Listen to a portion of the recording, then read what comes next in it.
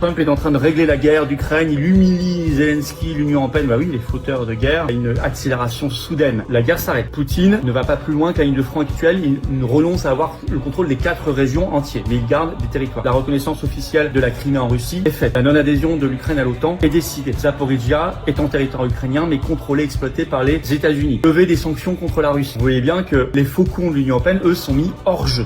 Zelensky, je l'avais prévu qu'il y aurait des avancées de paix, après tout pour qu'il y ait la guerre. Comme les faucons de l'Union européenne et comme Macron. Macron se nourrit de cette guerre. Son entourage explique que c'est grâce à la guerre d'Ukraine que soi-disant il regagne quelques points dans les sondages. Et puis, il pourrait avoir l'idée de, grâce à la guerre, annuler, reporter l'élection présidentielle de 2027. Et puis, ça montre sa détermination pour la guerre. Donc, il continue d'envoyer des armes, de l'argent, son plan de coalition des volontaires. Donc, tout ça est très positif, mais attention aux européistes, c'est le moment de mettre la pression pour la paix, pour les bloquer, pour stopper la guerre, pour stopper Macron, pour stopper l'Union européenne. C'est pour ça que je vous dis qu'il faut se mobiliser. Manif nationale et partout en France ce week-end, 26-27 avril. Allez voir sur notre site, les-patriotes.fr.